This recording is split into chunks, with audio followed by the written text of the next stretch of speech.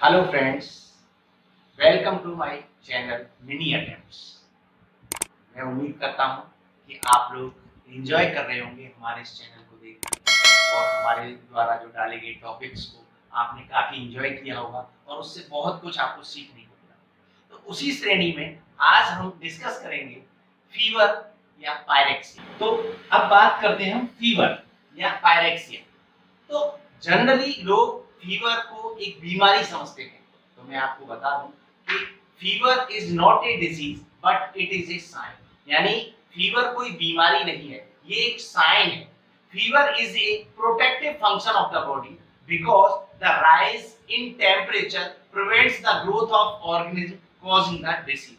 यानी जब किसी डिसीज के कारण हमारे शरीर में टेम्परेचर इंक्रीज होता है तो वो क्या करता है, ग्रोथ को, बैक्टीरिया या ऑर्गेनिज्म जो होते हैं उसकी ग्रोथ को प्रिवेंट करने के लिए राइज होता है।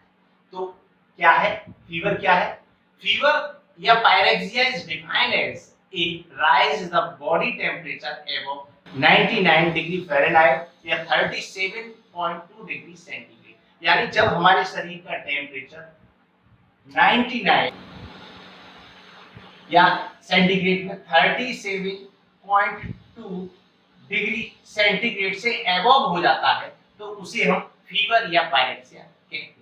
तो ये तो बात हुई फीवर की। अब हम बात करते हैं कॉज ऑफ फीवर, यानी कि फीवर के कारण क्या है। Cause of fever.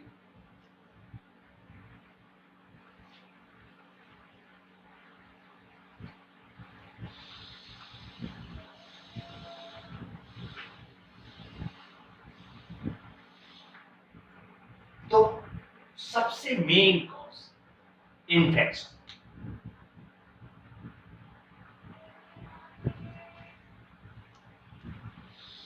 इन्फेक्शंस के कारण हमारी बॉडी में टेम्परेचर इंक्रीज होता है तो उसे हम क्या बोलते हैं, फीवर। तो सबसे मेन कारण क्या हुआ, इन्फेक्शन। उसके बाद में इन्फ्लामेशन।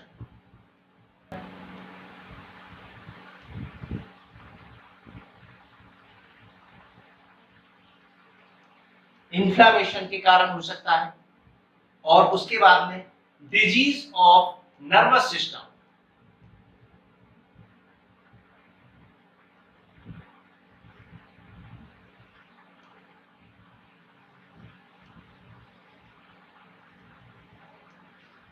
नर्वस सिस्टम की डिसीज के कारण हो सकता है। उसके बाद में certain malignant neoplasm.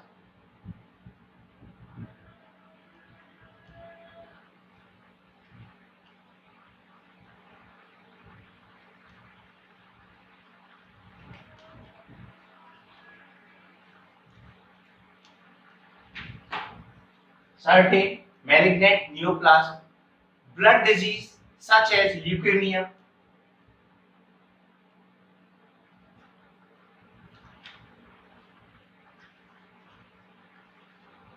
Blood disease के कारण जैसे कि ल्यूकेमिया है, इम्बोलिज्म है एंड थ्रोम्बोलिज्म है एक्सेट्रा। इसके बाद में heat stroke from the exposure to hot environment, उसके कारण भी टेम्परेचर हो सकता है। उसके कारण डिहाइड्रेशन, ये भी एक मेन कारण है, डिहाइड्रेशन।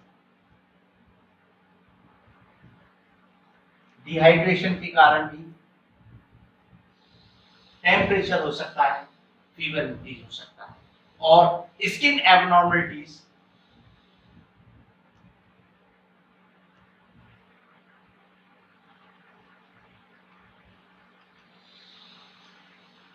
स्किन एबनॉर्मलिटीज के कारण भी हो सकता है। हीट लॉस नहीं हो पाता, उसके कारण टेम्परेचर इंक्रीज हो जाता है। उस और एलर्जिक रिएक्शन के कारण,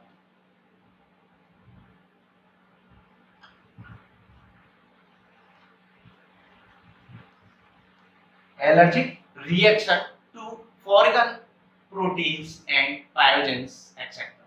तो ये तो बात की हमने कॉजेज ऑफ फीवर की, यानी कि infection, inflammation, disease of nervous system, certain malignant neoplasm, blood disease, dehydration, skin abnormalities और एलर्जिक रिएक्शन। ये कारण हो सकते हैं टेम्परेचर इंक्रीज के या fever.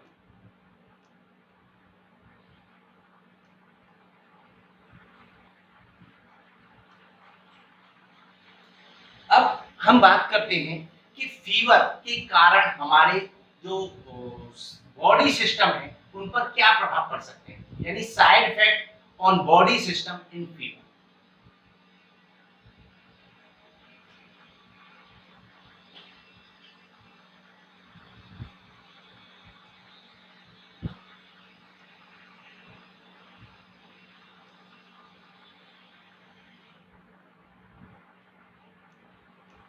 Side effects on body system in fever, यानी फीवर में हमारे शरीर के जो बॉडी सिस्टम है उन पर क्या प्रभाव पड़ सकता है।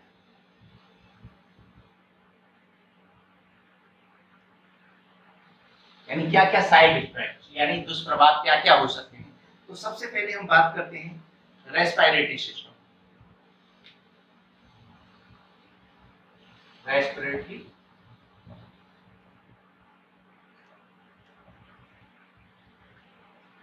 रेस्पिरेटरी सिस्टम पर क्या दुष्प्रभाव पड़ सकता है। जब हमारी बॉडी में टेम्परेचर इंक्रीज होगा, फीवर होगा, तो उस समय सोलो एंड रैपिड ब्रीथिंग यानी ब्रीथिंग रैपिड हो जाएगी। इसके बाद में solo and rapid breathing breathing जो है वो इंक्रीज हो जाएगी।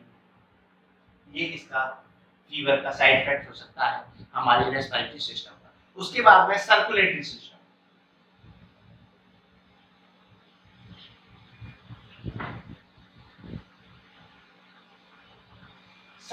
सर्कुलेटरी सिस्टम में क्या हो सकता है, तो आप जैसे कि जानते हैं जैसे ही हमारी बॉडी में टेम्परेचर इंक्रीज होगा, फीवर होगा, तो इंक्रीज द पल्स रेट, यानी कि पल्स रेट इंक्रीज हो जाएंगे। Increase the pulse rate, pulse rate increase हो जाएगी। उसके बाद में हम बात करते हैं एलिमेंट्री सिस्टम।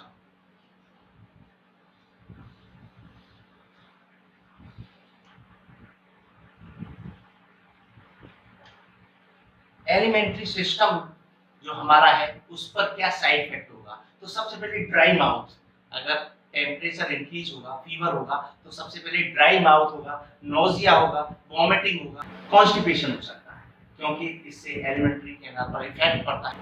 इसके बाद में नेक्स्ट हम बात करते हैं यूरिनरी सिस्टम।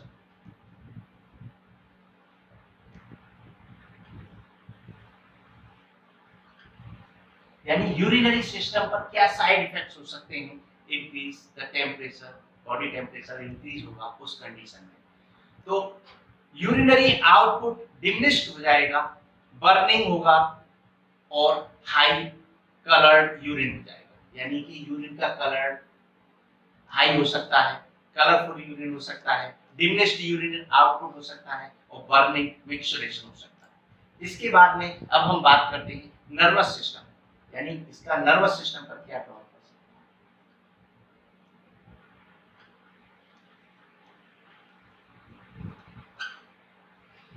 नर्वस सिस्टम पर फीवर के क्या साइड इफेक्ट्स हो सकते हैं। तो सबसे पहले हेडेक, रेस्टलेसनेस, इरिटेबिलिटी, इंसोमिनिया और कन्वर्जेंस, यानी हेडेक हो जाएगा, सिर में दर्द हो सकता है, रेस्टलेसनेस बेचैनी होगी, इरिटेबिलिटी होगी, इंसोमिनिया नींद नहीं आना, अगर किसी को फीवर है तो उसे नींद प्रॉपर नहीं आएगी, और कन्वर्जेंस यानी दौरे पड़ सकती है। ये तो बात हुई थी हमारी रेस्पिरेटरी सिस्टम पर side effect, circulatory system, alimentary, urinary और नर्वस सिस्टम की। इसके बाद हम बात करते हैं मस्कुलोस्केलेटल सिस्टम।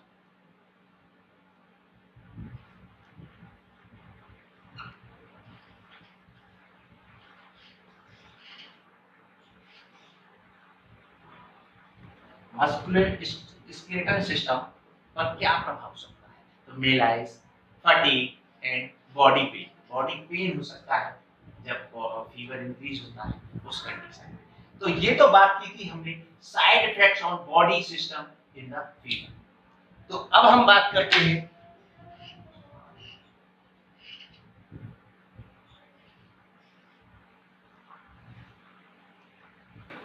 तो हमने बात की थी side effects of the body system. अब हम बात करेंगे टाइप्स ऑफ पायरेक्सिया और फीवर।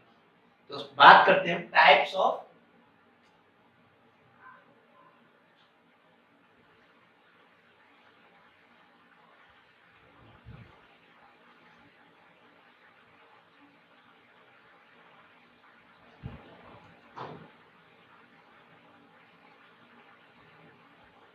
टाइप्स ऑफ पायरेक्सिया और फीवर।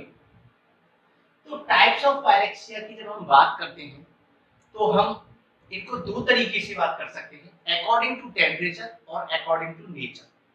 तो यानी टेम्परेचर के अकॉर्डिंग हम किस तरीके से पायरेक्सिया को डिवाइड कर सकते हैं टाइप्स को।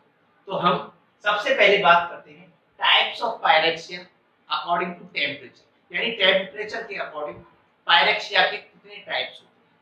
तो उनमें सबसे पहला है लो पायरेक्सिया।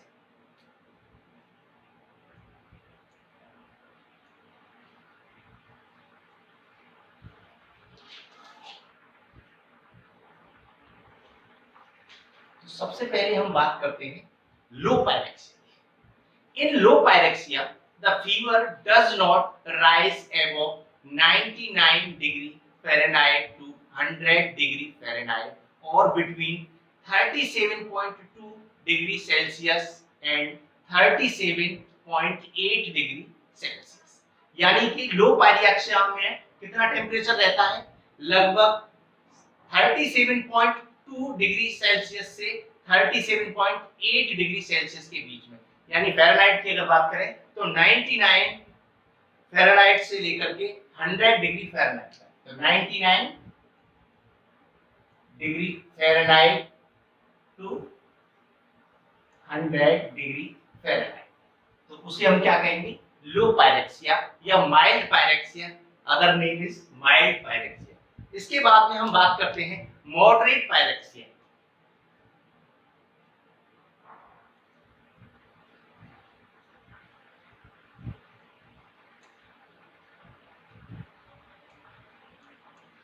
अब बात करते हैं मॉडरेट पायरेक्सिया क्या है। तो according to temperature low pyrexia के बाद मॉडरेट पायरेक्सिया, यानी कि in moderate pyrexia body temperature remains between 100 degree Fahrenheit and 103 degree Fahrenheit. यानी कि जब हमारे शरीर का बॉडी टेम्परेचर, बॉडी का जो टेम्परेचर है वो 100 डिग्री फ़ारेनहाइट और 103 डिग्री फ़ारेनहाइट के मध्य रहता है, तो उसे हम मॉडरेट पायरेक्सिया कहते हैं। तो कितना, 100 degree Fahrenheit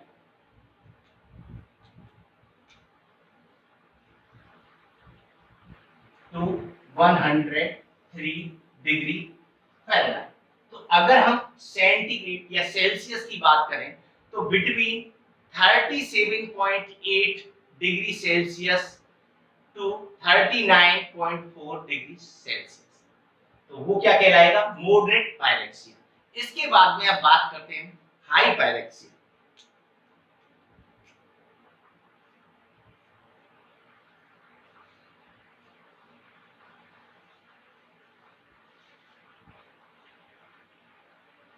according to temperature high pyrexia क्या है। तो हाई पायरेक्सिया में हमारे शरीर का जो टेम्परेचर है वो 103 डिग्री फ़ारेनहाइट से 105 डिग्री फ़ारेनहाइट के मध्य रहता है। यानी हम कह सकते हैं इन high pyrexia temperature remains between 103 degree Fahrenheit and 105 degree Fahrenheit. और अगर हम सेल्सियस की बात करें तो और between 39.4 degree centigrade and 40.6 degree centigrade. तो हाई पायरेक्सिया क्या है, जिसमें हमारे शरीर का तापमान 103 डिग्री फ़ारेनहाइट यानी 103 degree Fahrenheit to 105 degree Fahrenheit के मध्य रहता है, उसे हम हाई पायरेक्सिया कहते हैं। इसके बाद में अब बात करते हैं hyper pyrexia.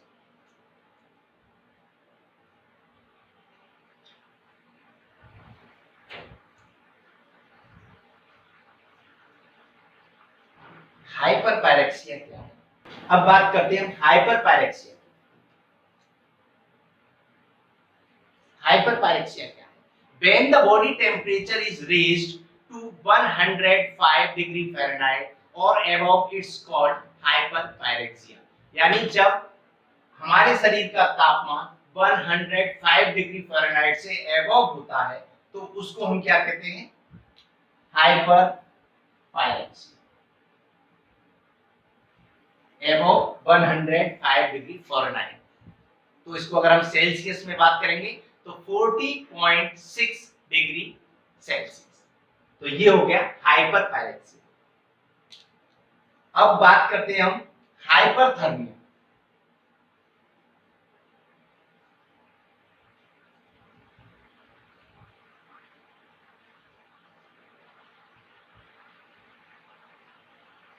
Hyperthermia same as hyperpyrexia, यानी हाइपरपायरेक्सिया को ही हम हाइपरथर्मिया भी कहते हैं। सेम एज, यानी इसमें भी हमारे शरीर का तापमान अगर 105 डिग्री फ़ारेनहाइट से एबव हो जाता है तो उसे हम हाइपरथर्मिया कहते हैं। सेम एज हाइपरपायरेक्सिया कह लो या हाइपरथर्मिया। अब बात करते हैं हम हाइपोथर्मिया।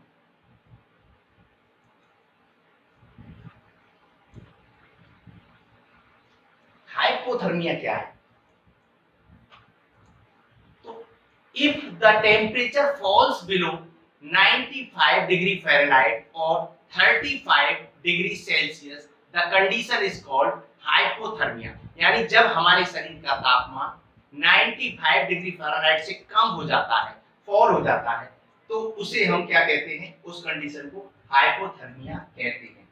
तो 95 डिग्री फ़ारेनहाइट से below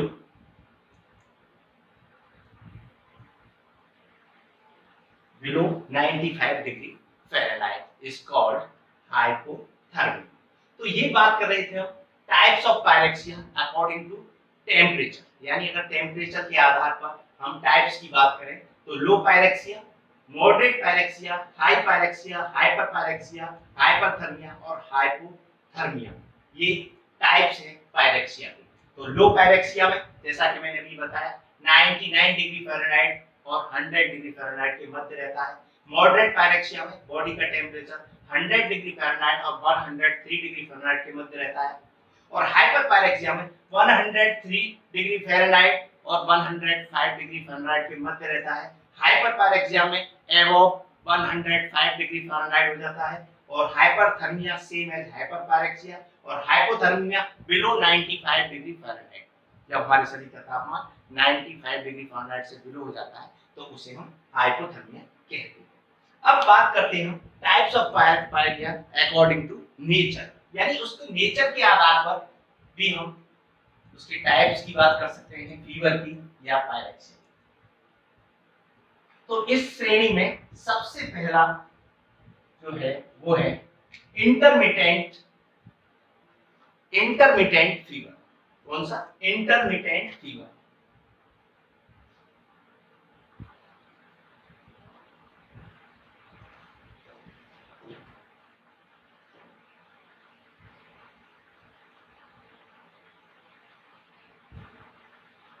according to nature of fever types, intermittent fever क्या है? Intermittent fever, the temperature rise from normal to high fever. Usually the temperature is higher in the evening than in the morning. जब ऐसी condition fever की जिसमें morning की अपेक्षा evening में body का टेम्परेचर ज्यादा हाई रहता है, उस कंडीशन को हम इंटरमिटेंट फीवर कहते हैं। यानी कि this type fever is called intermittent fever, यानी जिस कंडीशन में हमारे शरीर का तापमान मॉर्निंग में और इवनिंग में यानी चेंजेस रहता है, मॉर्निंग के बजाय इवनिंग में इंक्रीज हो जाता है, उस कंडीशन को हम इंटरमिटेंट फीवर कहते हैं। ये हमें देखने को मिलता है कालाजार, सेप्टिसिमिया। किस में? इनकी डिजीज में कालाजार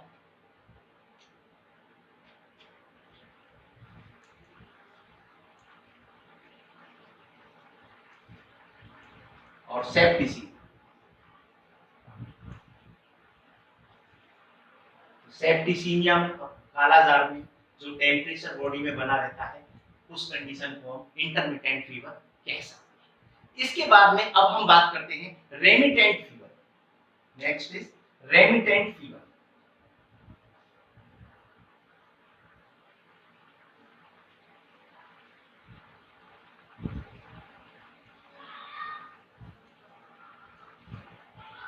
यानी इंटरमिटेंट में मॉर्निंग की अपेक्षा इवनिंग में इंक्रीज हो रहा था, उस कंडीशन को इंटरमिटेंट कहते हैं। और रेमिटेंट फीवर क्या है? अब बात करते हैं रेमिटेंट फीवर की। Remittent fever is a fever characterized by the variation of more than 2 degree between morning and evening but does not reach normal is called remittent fever. यानी कि रेमिटेंट फीवर क्या है, शरीर का जो टेम्परेचर है उसमें मॉर्निंग में और इवनिंग में जो शरीर का तापमान है वो 2 डिग्री डिफरेंशिएट रहता है, उसमें वेरिएशन रहता है, उस कंडीशन को हम रेमिटेंट फीवर कहते हैं। और ये हमें देखने को मिलती है टाइफॉइड इन्फेक्शन में और इंडोकार्डाइटिस में। इसमें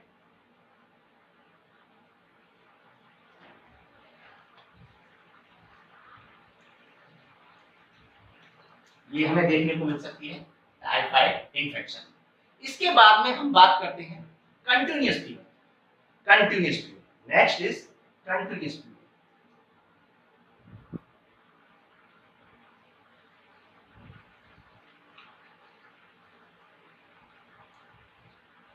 अब बात करते हैं कंटिन्यूअस फीवर क्या है। It is also known as constant fever, यानी हम इसको किस नाम से जानते हैं, कांस्टेंट फीवर के नाम से भी जानते हैं। in which temperature variation is not more than 2 degree between morning and evening and temperature does not reach the normal for the period at day or weeks।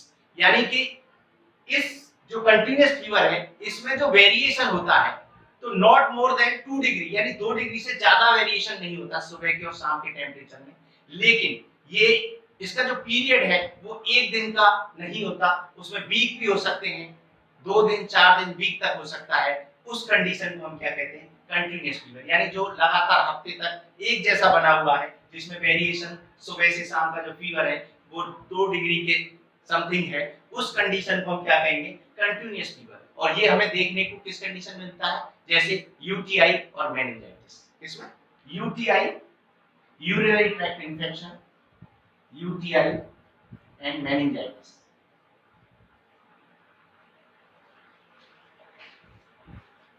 UTI में और मेनिंजाइटिस में हमें ये देखने को मिल सकता है। इसके बाद में अब हम बात करते हैं नेक्स्ट इरेगुलर फीवर। यानी इरेगुलर फीवर क्या है।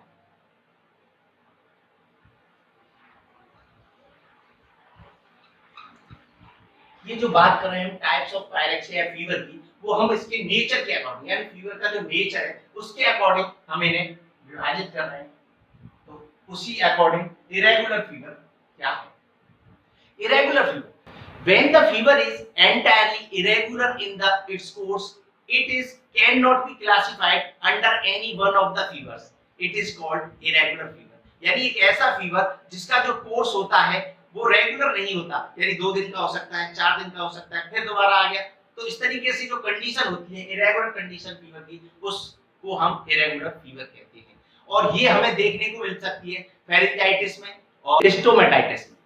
चलिए तो अब बात करते हैं हम next relapsing fever.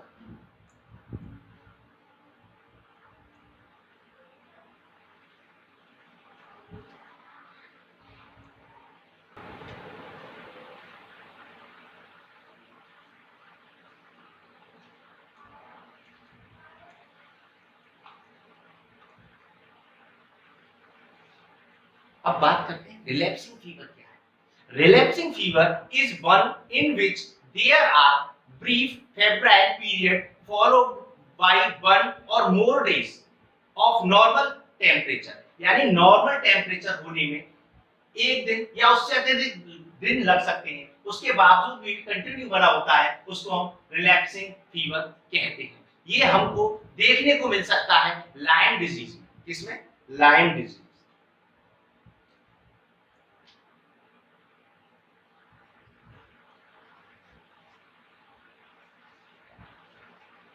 Lyme disease में हमें ये देखने को मिलता है रिलैक्सिंग फीवर। इसके बाद में हम बात करते हैं next swinging fever.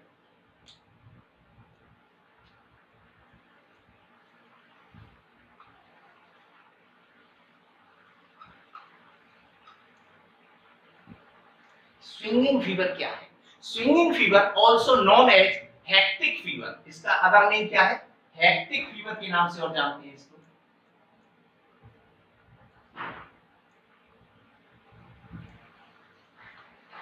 known as hectic hectic fever.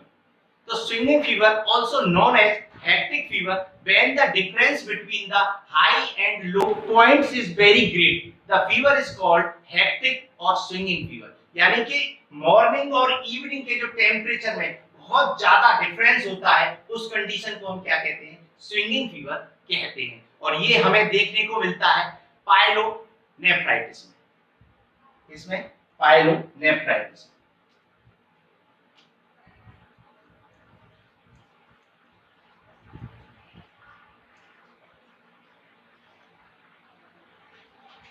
यानी ये कौन सी कंडीशन है जिसमें हमें पाइलोनेफ्राइटिस।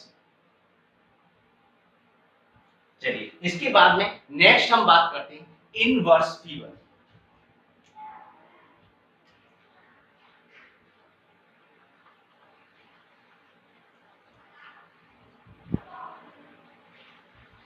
Inverse fever क्या है? In this type, highest range of temperature is recorded in the morning hours and the lowest in the evening.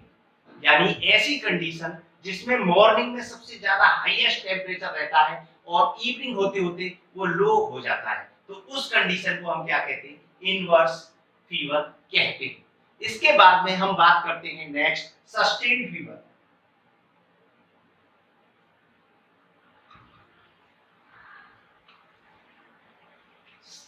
Sustained fever क्या है? Sustained fever in which there is little change, यानी इसमें बहुत ही little, बहुत कम अंतर होता है, लगभग 1 डिग्री फ़ारेनहाइट और लेस, यानी उससे कम भी हो सकता है, in the elevated temperature during at 24 hours, यानी 24 घंटे में जो टेम्परेचर में बदलाव है वो कितना है? लगभग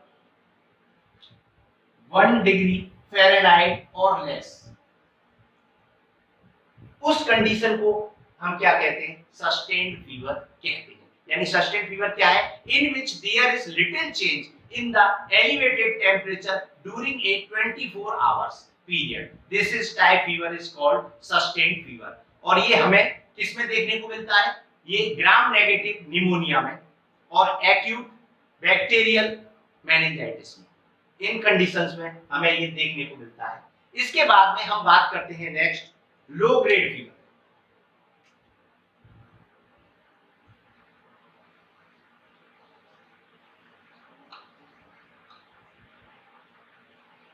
लो ग्रेड फीवर क्या है?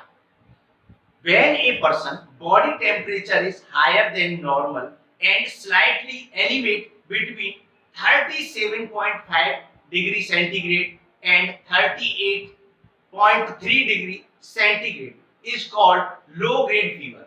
It is seen in tuberculosis. यानी जब हमारे शरीर का तापमान लगभग 37.5 डिग्री सेल्सियस से 38.3 डिग्री सेल्सियस के मध्य रहता है, बना रहता है, यानी बहुत कम तापमान रहता है शरीर में और वो ज्यादा इंक्रीज नहीं होता, उस कंडीशन को हम क्या कहते हैं? लो ग्रेड फीवर कहते हैं। और ये हमें किस में देखने को मिलता है? ट्यूबरक्लोसिस। ट्यूबरक्लोसिस के पेशेंट में हमें ये कंडीशन देखने को मिलती है, लो ग्रेड फीवर। तो ये बात की थी हमने लो ग्रेड फीवर की। इसके बाद में हम बात करते हैं इसी रेंज में Raigad.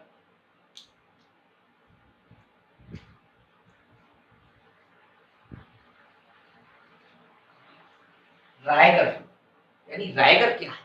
Sudden rise the body temperature with shivering is called rigor. यानी शरीर में अचानक से तापमान तेजी से बढ़ता है और शिवरिंग आने लगती है, आदमी को जो जिसको तापमान एकदम बढ़ रहा है उसे ठंड लगेगी, कपकपी आने लग जाएगी, उस कंडीशन को हम क्या कहते हैं? रायगर कहते हैं। और Raigad seen in malaria, mostly किसमें? मलेरिया।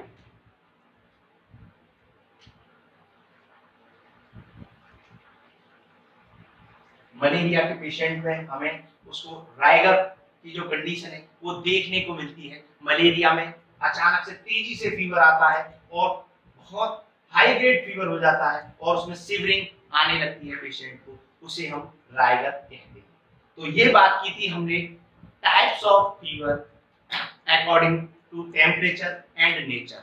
अब इसके बाद में अब हम बात करते हैं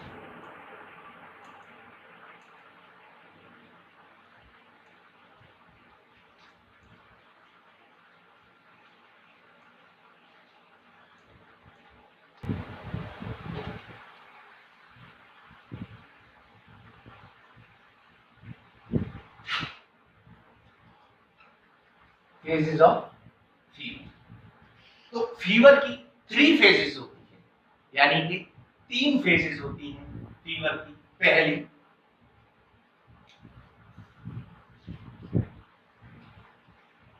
ऑनसेट फेज, फर्स्ट कौन सी? Onset phase. दूसरी फैस्टिजियम,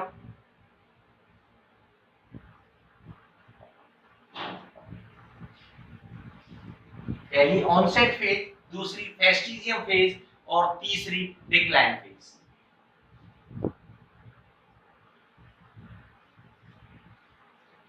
ये 3 फेजेस होती हैं फीवर की। तो सबसे पहले बात करते हैं हम ऑनसेट फेज। ऑनसेट फेज यानी it is a period when the body temperature rising, यानी इस कंडीशन में जो पहली फेज है उसमें बॉडी टेम्परेचर, जो शरीर का तापमान है वो बढ़ रहा है, उस कंडीशन को हम क्या कहते हैं? ऑनसेट फेज कहते हैं, जिसमें तापमान इंक्रीज हो रहा है, राइज हो रहा है, उस कंडीशन को, उस फेज को हम क्या कहते हैं? Onset phase. दूसरी फेज होती है फेस्टिजियम। फेस्टिजियम फेज यानी it is period when the body temperature reach the maximum and remains Fairlie constant of high level, यानी इस कंडीशन में जो फीवर बॉडी टेम्परेचर है वो अपने मैक्सिमम लेवल पर पहुंच जाता है, उस कंडीशन को हम फेस्टिजियम फेज कहते हैं। इसके बाद में तीसरी यानी पहली में इंक्रीज हो रहा है, दूसरी में अपनी मैक्सिमम स्टेज पर पहुंच रहा है और थर्ड स्टेज यानी डिक्लाइन फेज। डिक्लाइन फेज यानी सडनली डाउन, यानी जिसमें टेम्परेचर डाउन हो रहा है, उसे हम डिक्लाइन फेज कहते हैं। अब डिक्लाइन फेज 2 टाइप्स की होती है, यानी 2 कंडीशन होती है डिक्लाइन फेज की, एक क्राइसिस और एक लाइसिस। फर्स्ट कौन सी? क्राइसिस।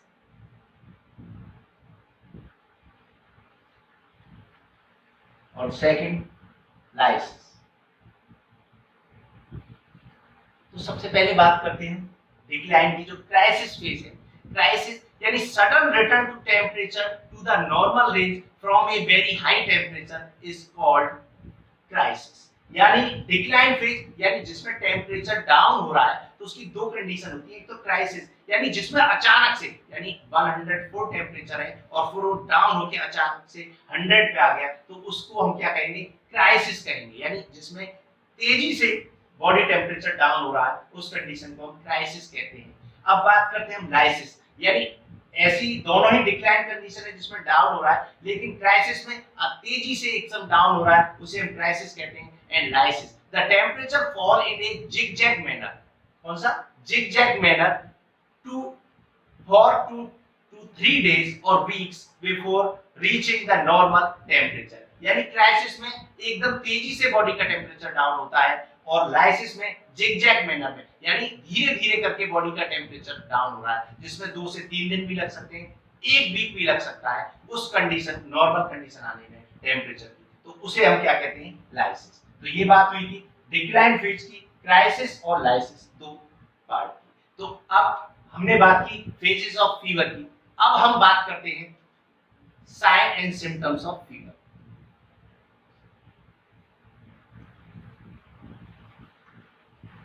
यानी फीवर में क्या क्या साइन सिम्टम्स देखने को मिलते हैं क्लिनिकल।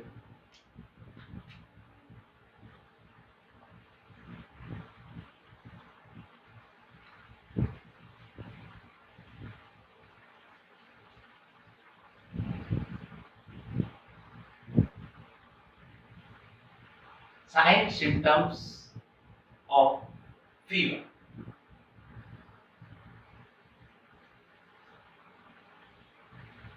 तो सबसे मेन हेडेक क्या देखने को मिलेगा? मरीज बताएगा हेडेक है उसे। हेडेक हो सकता है, चिल्स, कपकपी, सडनली इंक्रीज हो रहा है तो उस कंडीशन में चिल्स या शिवरिंग आ सकती है, और बॉडी एक, यानी शरीर में दर्द हो सकता है, पेन हो सकता है, बॉडी एक हो सकता है, और उसके बाद में टैकीकार्डिया।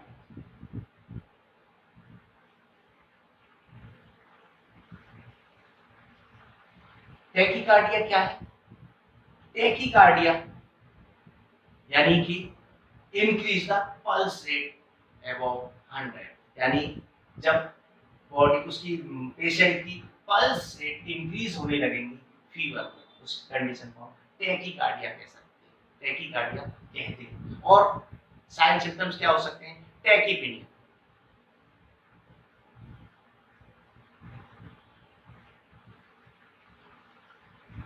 टैकीपीनिया यानी जिसमें ब्रीथिंग 24 पर मिनट से एबव हो जाती है, यानी तेजी से मरीज सांस लेने लगता है, उस कंडीशन को टैकीपीनिया कहते हैं। यानी ब्रीथिंग रेट जो 24 बीट्स पर मिनट से एबव हो जाता है, इंक्रीज हो जाता है, उस कंडीशन को टैकीपीनिया। तो क्या क्या हो सकता है? हेडेक हो सकता है, chills, body ache, tachycardia, tachypnoea, weakness, और मरीज क्या बताएगा? वीकनेस, वीकनेस हो सकती है, और उसके बाद में मरीज अनकॉन्शियस भी हो सकता है। ज्यादा हाई ग्रेड फीवर हो जाता है तो उस कंडीशन में अनकॉन्शियस,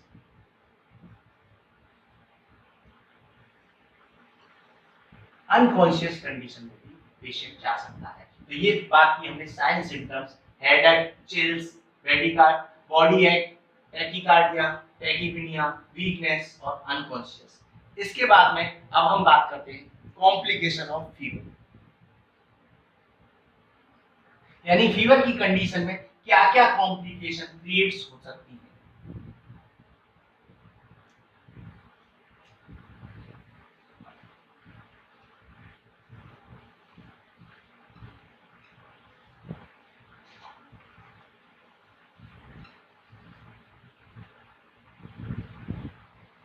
कॉम्प्लिकेशन ऑफ फीवर, यानी फीवर के दौरान क्या क्या कॉम्प्लिकेशंस देखने को मिल सकती है।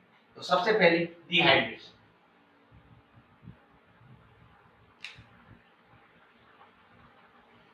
यानी बॉडी में जब टेम्परेचर इंक्रीज होगा तो उसके कारण डिहाइड्रेशन हो सकता है, क्योंकि फ्लूइड बर्न होता है, यानी कि जो वाटर है वो बर्न होता है बॉडी में, और उस कंडीशन में डिहाइड्रेशन होता है जब बॉडी में टेम्परेचर इंक्रीज होता है। इसके बाद में हम बात करते हैं नेक्स्ट कॉम्प्लिकेशन की, और क्या हो सकती है? तो वो सीजर्स, यानी कि दौड़े पड़ सकते हैं मरीज को जब हाइपर कंडीशन हो जाती है टेम्परेचर की, उस कंडीशन में। और डिहाइड्रेशन है तो उस कंडीशन में और क्या होगा? इलेक्ट्रोलाइट डिस्टर्बेंसेस हो जाएंगे।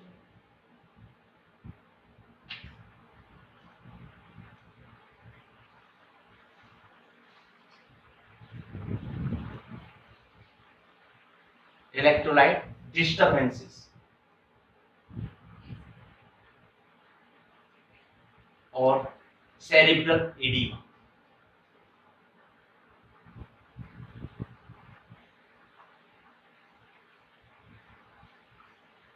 हाइपर जो थर्मिया की कंडीशन होती है उसमें सेरिब्रल एडीमा के चांसेस होते हैं। तो इस ये तो बात की हमने कॉम्प्लिकेशन ऑफ फीवर की। अब बात करते हैं हम नर्सिंग केयर इन फीवर्स। तो नर्स का मेन रोल होता है फीवर पेशेंट को देखने की, नर्सिंग केयर देने के लिए। तो उनको किन किन चीजों का ध्यान रखना आवश्यक है? तो अब बात करते हैं nursing care in fever by the nurse, यानी नर्स के द्वारा क्या क्या केयर करनी है फीवर के patient. Nursing care in fever,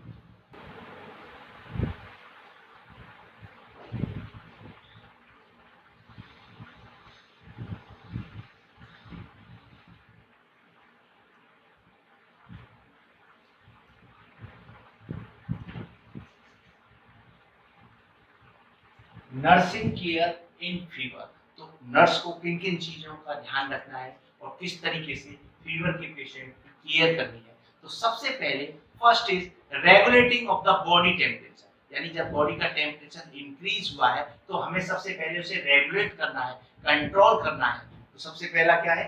regulate of the body temperature.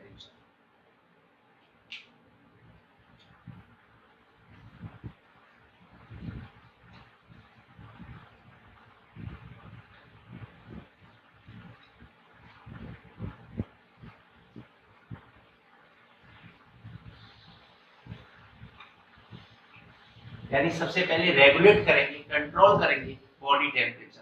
तो उसमें हम क्या कर सकते हैं, सबसे पहले इलेक्ट्रिक फैन, वहां पर अगर सीलिंग फैन है तो उसे चला देंगे जिससे कि वहां का एटमॉस्फेयर कूल हो जाएगा। Exposure to cool by the electric fan, तो यानी हम पंखा वंखा चालू कर देंगे, वहाँ जो भी लगा हुआ है, जो भी सुविधा है, उसके कारण वहाँ का जो वातावरण है वो कूल हो जाएगा, उससे बॉडी टेम्परेचर डाउन होगा। तो रेगुलेटिंग द बॉडी टेम्परेचर में हम इलेक्ट्रिक फैन चलाएंगे। उसके बाद में एडमिनिस्ट्रेशन कूल ड्रिंक, यानी ठंडा पेय पदार्थ देंगे जिससे कि बॉडी का टेम्परेचर डाउन हो। और कोल्ड स्पंजिंग कराएंगे, कोल्ड पैक्स देंगे, और कोल्ड बाथ, यानी उसको हम नहला सकते हैं ठंडे पानी से जिससे कि उसका बॉडी का टेम्परेचर डाउन हो जाए। तो सबसे पहले हम क्या करेंगे, रेगुलेटिंग द बॉडी टेम्परेचर, जिसमें हम इलेक्ट्रिक फैन वगैरह चलाएंगे, एडमिनिस्ट्रेशन द कोल्ड ड्रिंक्स, यानी ठंडा पेय पदार्थ देंगे, कोल्ड स्पंजिंग करेंगे और कोल्ड बाथ करेंगे। इसके बाद में second is providing rest and sleep.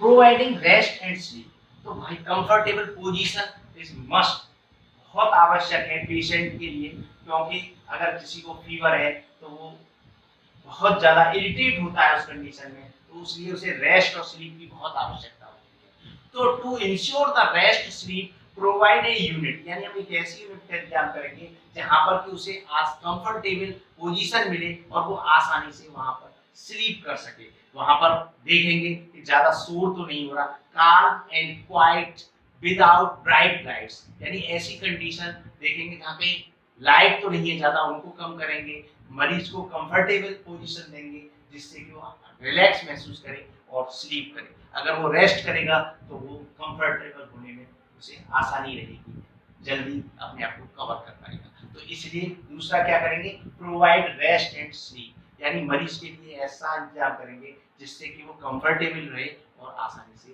वो स्लीप करे, जहाँ पर कहीं शोर न हो, शोर होगा तो वो नहीं सो पाएगा, बेचैनी रहेगी, इसलिए उसके लिए प्रोवाइड करेंगे rest and sleep. And third, meeting nutritional need,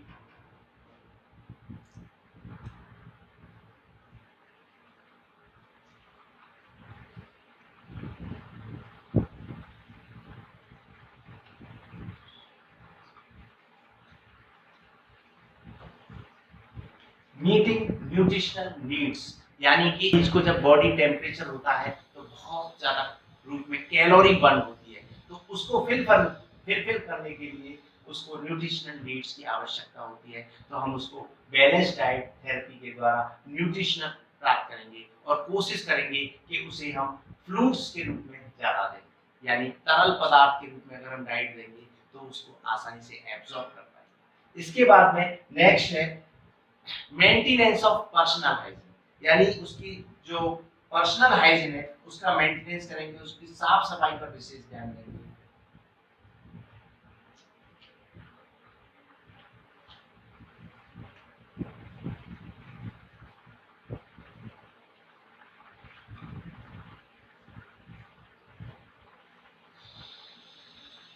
personal hygiene पर विशेष ध्यान देंगे, साफ सफाई पर ध्यान देंगे, क्योंकि अगर पेशेंट है उसको फीवर इंक्रीज हो रहा है, इरिटेशन हो रहा है उसको, तो उसकी साफ सफाई का, खास तौर से उसकी माउथ कैविटी यानी ओरल कैविटी का विशेष ध्यान रखेंगे। एवरी 4 आवर्स उसकी जो ओरल कैविटी है या माउथ है उसकी साफ सफाई करेंगे और उसका ध्यान रखेंगे। इसके बाद में फिफ्थ है सेफ्टी फैक्टर्स,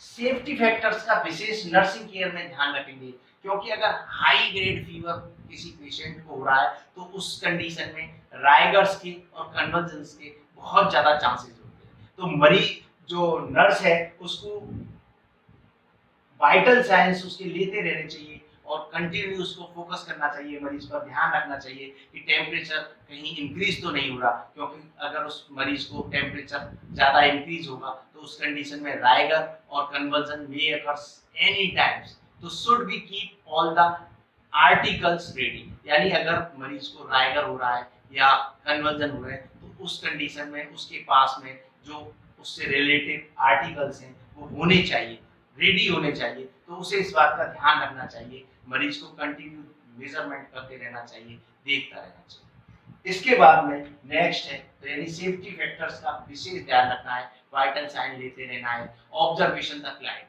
क्लाइंट को कंटिन्यू ऑब्जर्वेशन करना है, ये देखते रहना है, एवरी 4 आवर्स उसको ये देखना है, उसके वाइटल साइन लेने हैं, ये देखते रहना है कि मरीज की कंडीशन क्या है। इसके बाद में केयर इन राइगर, यानी कि अगर उसको मरीज को राइगर है तो उस समय उसे किन किन चीजों का ध्यान रखना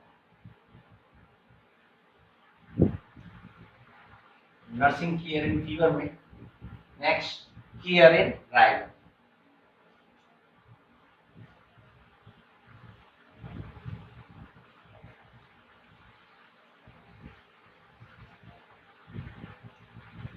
Care in Riger, Riger is corrected by the 3 stages, यानी राइगर की 3 स्टेजेस होती है। सबसे पहले फर्स्ट स्टेज जिसे हम कहते हैं कोल्ड स्टेज, यानी अगर हम कोई राइगर का पेशेंट है, कंडीशन है राइगर की, तो उस समय नर्सिंग केयर किस तरीके से करनी है, तो उसकी 3 स्टेजेस होती है। तो फर्स्ट स्टेज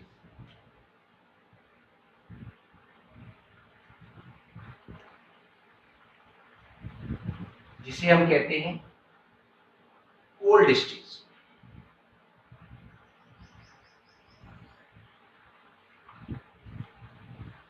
यानी केयर ऑफ राइगर में फर्स्ट स्टेज यानी cold stage. Second stage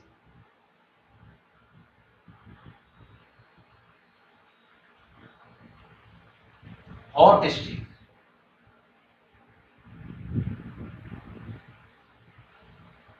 and third stage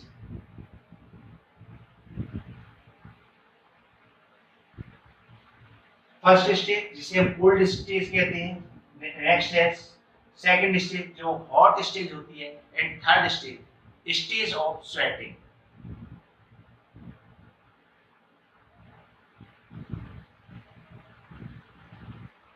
sweat, तो सबसे पहले अब हम बात करते हैं फर्स्ट स्टेज, यानी जो क्या है कोल्ड स्टेज।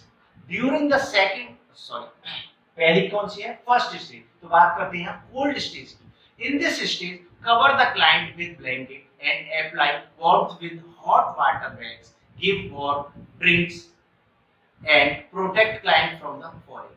यानी फर्स्ट स्टेज कोल्ड स्टेज है, यानी कि अगर मरीज अब ठंड महसूस कर रहा है तो उसको क्या करेंगे, ठीक से अच्छी तरीके से कवर्ड करेंगे ब्लैंकेट से, एंड अप्लाई वार्मथ यानी उसको गर्माहट देंगे, एंड हॉट वाटर बैग्स और हॉट वाटर बैग्स अप्लाई करेंगे, और हॉट ड्रिंक्स यानी कि उसको जो गर्म पदार्थ पीने को देंगे, पेयजल देंगे, protect the client from the falling. अगर उस कंडीशन में हम क्या करेंगे, उसको गर्माहट प्रोटेक्ट कराएंगे, एप्लीकेशन करेंगे, जिससे कि वो अब उसका जो टेम्परेचर है वो मेंटेन हो सके। उसके बाद में राइगर को कंट्रोल करने के लिए ये स्टेज बहुत अहम है, जिसे हम कहते हैं कोल्ड स्टेज। उसके बाद में सेकंड स्टेज आती है hot stage. During the second stage, remove all the blanket and hot applications। जो हमने hot applications दी थी फर्स्ट स्टेज में, और जो उसको ब्लैंकेट उड़ाया था उसको हम हटा देंगे, क्योंकि इस कंडीशन में मरीज की कौन सी सेकंड स्टेज है हॉट स्टेज। इस स्टेज में ब्लैंकेट को हटाएंगे और हॉट एप्लीकेशंस को स्टॉप कर देंगे। Cover him only with the thin blanket, और एक हल्की पतली चादर से या कंबल से हम उसको उड़ाएंगे। गिव हिम कूल ड्रिंक्स, यानी उसको ठंडा पेय पदार्थ देंगे, जिससे कि उसका जो बॉडी टेम्परेचर है वो डाउन हो सके। Cold compresses are applied to the head to relieve congestion and headache, and temperature is carefully recorded every 10 to 15 minutes. If the temperature goes very high, cold sponging may be started। यानी कि first stage में तो हम इस बात का ध्यान रख रहे थे कि मरीज जो ठंड में है उसको हम गर्माहट देंगे, लेकिन सेकंड स्टेज में हम कोल्ड अप्लाई करेंगे उसको, जो कि हॉट स्टेज है। उसमें जो कंबल है उनको हटा देंगे और हम उसको कोल्ड ड्रिंक्स पिलाएंगे, और अगर ज्यादा हाई ग्रेड फीवर हो रहा है 105 से एबव हो रहा है तो हम उसको कोल्ड स्पंजिंग करेंगे। इस तरीके से ये second stage hot stage. And इसके बाद में थर्ड स्टेज आएगी जिसका नाम है stage of sweating. During the third stage, changes the cloth are wet and sweat with the cold applications. यानी कि थर्ड स्टेज में हम क्या करेंगे, उसके कपड़े चेंज करेंगे, क्योंकि उसके कपड़े गीले हो गए होंगे स्वेट के कारण, तो उनको हम चेंज करेंगे और विद कोल्ड स्पंजिंग, और उसको कोल्ड स्पंजिंग करेंगे क्योंकि उसकी जो बॉडी है वो वेट हो गई है यानी गीली हो गई है स्वेटिंग के कारण। Give a quick sponge and dry client, और स्पंज करने के बाद उसको ड्राई कर देंगे। Put on clean dry clothes and cover the client with A light cotton blanket, और उसको एक कॉटन के ब्लैंकेट से यानी चादर से हम उड़ाएंगे। यानी उसे sweet drinks may be given to treat fatigue, make him comfortable, let the client sleep, continuous watching is necessary, take TPR, TPR क्या है, temperature, pulse and respiration, every 15 minutes without disturbing client when the temperature comes down। यानी उसका अगर temperature down हो रहा है तो हर 10 से 15 मिनट में हम वाइटल साइन देते रहेंगे, विशेषकर टीपीआर यानी टेम्परेचर, पल्स और रेस्पिरेशन पर ध्यान देंगे, और हम उसको विदाउट डिस्टर्बिंग, अगर वो कंफर्टेबल है स्लीपिंग कर रहा है तो ऐसा नहीं है कि बार बार उसको जाके जगाओ और चेक करो कि नहीं, उसको इस तरीके से करेंगे कि वो डिस्टर्ब नहीं हो और हम उसको चेक करते रहें और उसका विशेष ध्यान रखें। तो ये बात की हमने नर्सिंग केयर ऑफ फीवर। तो आज हमने बात की थी फीवर की। मैं उम्मीद करता हूँ कि आपको ये टॉपिक अच्छी से समझ में आया होगा, और इसी तरीके से अगर आप और भी जो हमारे टॉपिक हैं उनको अगर आप देखना चाहते हैं तो हमारा मिनी अटेम्प्ट चैनल सब्सक्राइब कीजिए, कमेंट्स कीजिए और लाइक कीजिए। Thank you very much. Medical से रिलेटेड अच्छे अच्छे लेक्चर्स पाने के लिए हमारे चैनल मिनी अटेम्प्ट्स को सब्सक्राइब करें, लाइक करें, शेयर करें।